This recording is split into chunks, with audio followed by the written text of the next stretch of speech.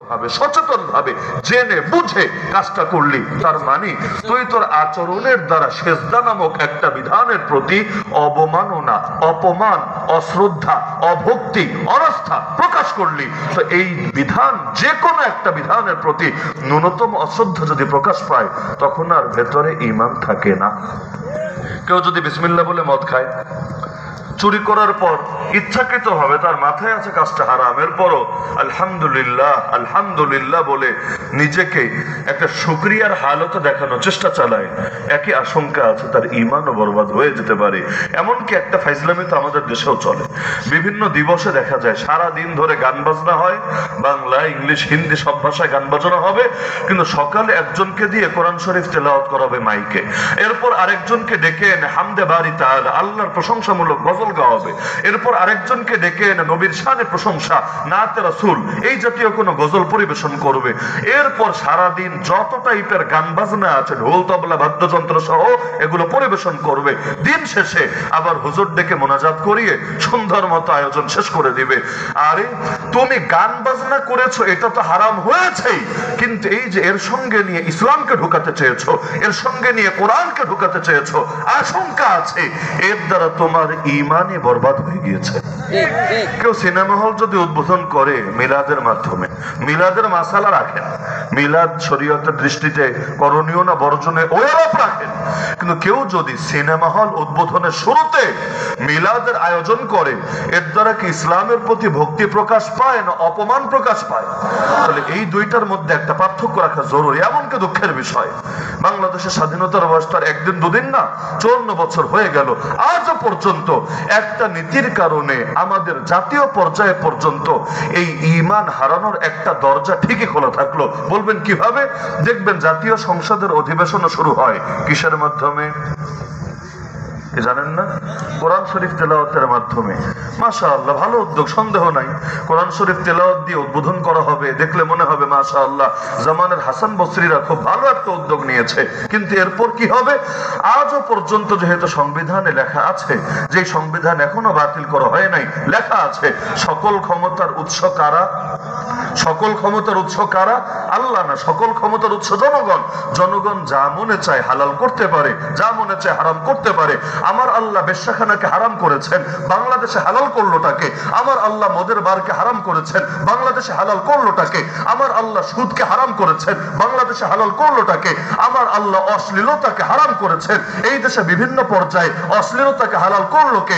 এমনকি আমার আল্লাহ রাস্তাঘাটে যে ভাস্কর্যের নামে পুরো দেশ তমুকের বাপ, তমুকের শ্বশুরের মূর্তি দিয়ে ভরে ফেলেছে, আমার আল্লাহ এগুলোকে হারাম করেছেন, এই দেশে হালাল করলোটাকে। এরকম উদাহরণ দিলে একটা দুটো না, ডজন ডজন উদাহরণ দেওয়া যাবে। আল্লাহ করেছেন হালাল, এরা করেছে হারাম, অথবা আল্লাহ করেছেন হারাম, এরা করেছে হালাল। অধিকার পেল কিভাবে? কারণ মূলনীতি তো এটা মানে নাই ক্ষমতার মালিক আল্লাহ, ক্ষমতার উৎস আল্লাহ, আল্লাহ যা বলবেন ব্যাস সেটাই চূড়ান্ত, এর বাইরে কোনো কথা চলবে না। আমার নবীকে মক্কায় ক্ষমতার অফার দেওয়া হয়েছিল কিনা? আমার নবীকে মক্কায় ক্ষমতার অফার দেওয়া হয়েছিল কিনা? কে দিয়েছে? সাধারণ কোন ব্যক্তি না। এই আবু জাহাল, এই আবু লাহাব, এই উতবা সাইবা, মক্কা সর্দার রয়েছে নবীর চাচার সামনে, আবু তালেবের সামনে তাকে অফার দিয়েছে, ভাতিজা কি চাও বলো? যদি সুন্দরী নারী চাও, আরবের সবচাইতে সুন্দরী নারীর সঙ্গে তোমার বিয়ের ব্যবস্থা করব। যদি সম্পদ চাও, কত সম্পদ লাগবে, সম্পদের পাহাড় বানিয়ে দেব। আর যদি ক্ষমতা চাও, সেটাও বলে ফেলো। তোমার মতো ভালো মানুষকে আমরা নির্দ্বিধায়, দ্বিধাহীন চিত্তে নেতা হিসাবে মেনে নেব। আর যদি তোমাকে জিন ভূতে ধরে, সেটাও বলে ফেলো, আমরা ভালো কবিরাজ ডেকে চিকিৎসা করাবো। নাউযুবিল্লাহ বলবেন না? তাহলে অফার কয়টা হলো? 4টা। আমার নবী 4 প্রস্তাবের কোনটায় রাজি হয়েছিলেন? নারী চেয়েছিলেন, আচ্ছা সম্পদ চেয়েছিলেন, আচ্ছা আল্লাহর রাসূল ক্ষমতা চেয়েছিলেন। বলবেন কেন কেন? বুঝলাম নারী চান নাই, বুঝলাম তিনি সম্পদ চান নাই, বুঝলাম তিনি ক্ষমতা চান নাই। কেন? এগুলোর প্রতি আল্লাহ রসুলের অশ্রদ্ধা আছে, অভক্তি আছে, অরুচি আছে। বিষয়টা এমন না, বিষয়টা এমন না। আল্লাহ রসুল সাল্লাল্লাহু আলাইহি ওয়াসাল্লাম যদি নারীদের প্রতি অরুচি থাকতো বিয়ে করলেন কেন? সম্প্রদায়ের প্রতি যদি অরুচি থাকতো জিহাদের পরে গনিমতের বিধান পর্যন্ত দেওয়া হলো কেন?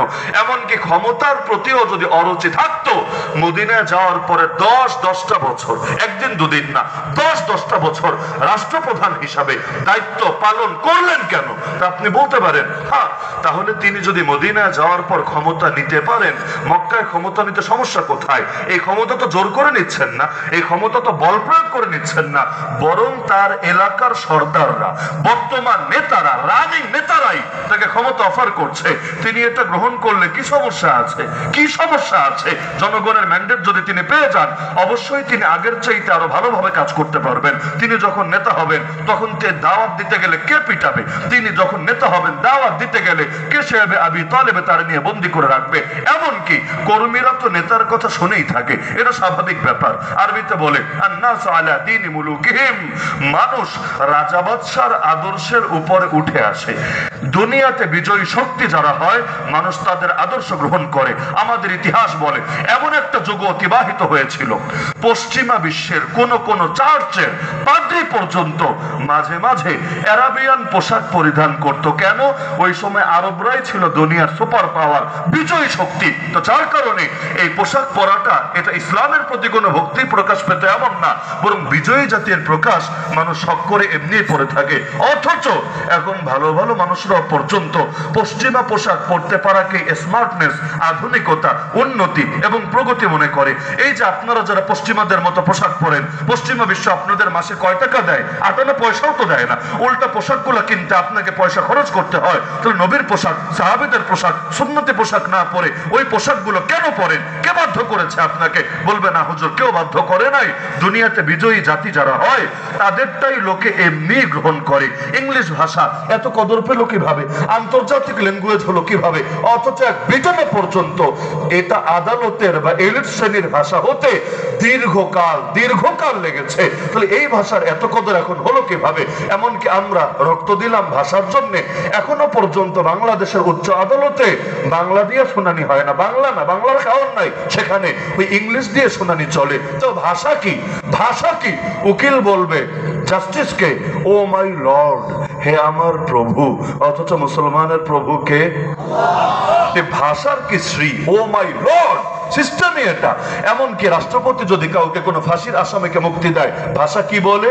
রাষ্ট্রপতি প্রাণ ভিক্ষা দিয়েছে। দেখেন পত্রিকা এটাই লিখবে, সংবাদ এটাই বলবে, রাষ্ট্রপতি প্রাণ ভিক্ষা দিয়েছে। আরে মানেটা কি? কে কারে প্রাণ ভিক্ষা দেয়? প্রাণের মালিক যে, সে না প্রাণ ভিক্ষা দিতে পারে? যার নিজের প্রাণের উপরে নিজের কন্ট্রোল নাই, এখন আজরাইল চলে আসলে 1 সেকেন্ড বাঁচার কোন হাড়ের নাই, সে আবার আরেকজনের প্রাণ ভিক্ষা দেয় কিভাবে? বলবেন এখানে প্রাণ ভিক্ষা দেওয়া মানে জেল থেকে মুক্তি দেওয়া। আর এইটাই যদি ব্যাখ্যা হয় তাহলে নমরুদের পাপ কি ছিল? ইব্রাহিম নবী তার সামনে বললেন আমার রবকে চেনো? আমার রব তিনি যিনি জীবন দেন, যিনি মরণ দেন। রব্বি আল্লাযী ইহয়ী ওয়া ইউমীত। নমরুদ বলল তাহলে আমি তো তোর রব, কারণ আমি জীবন দেই, আমি মরণ দেই। ইব্রাহিম নবী বললেন আরে এটা আবার কি কথা? কেমনে কেমনে বুঝায় দাও। এখন বেচারা বুঝালো কিভাবে? জেল থেকে 2 জন আসামি ডাকালো, একজনকে মুক্তি দিয়ে দিল। কোন যুক্তি তর্ক শুনানি নাই, কোন উকিল টুকিল নাই, কিছু নাই।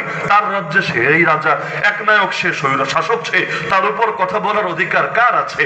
কথা যদি বলে নিয়ে আয়না ঘরে ভরবে, কথা যদি বলে তার লাশ হয়তো রাস্তাঘাটে পাওয়া যাবে, কথা যদি বলে নিয়ে যদি ক্রস ফায়ার দেয় পরিণতি কি হবে? এজন্য কথা বলার শক্তি কারো নাই। একজনকে মনে চেয়েছে ছেড়ে দিয়েছে, আর একজনকে মনে চেয়েছে জল্লাদ ডেকে তার কল্লাই আলাদা করে ফেলেছে।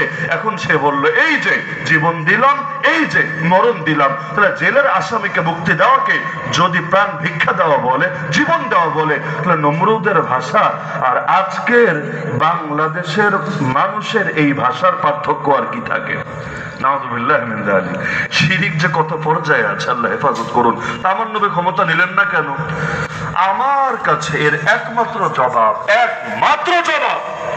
ক্ষমতা নিয়ে আল্লাহর নবীর চুলকানি বা অ্যালার্জি আছে এমন না, বরঞ্চ মক্কায় যদি তিনি ক্ষমতা গ্রহণ করতেন তিনি তার আদর্শ ধরে রাখতে পারতেন না। মূল কারণই এটা।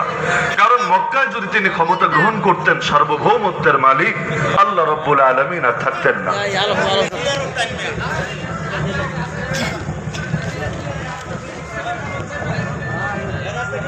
অফ করে নাও না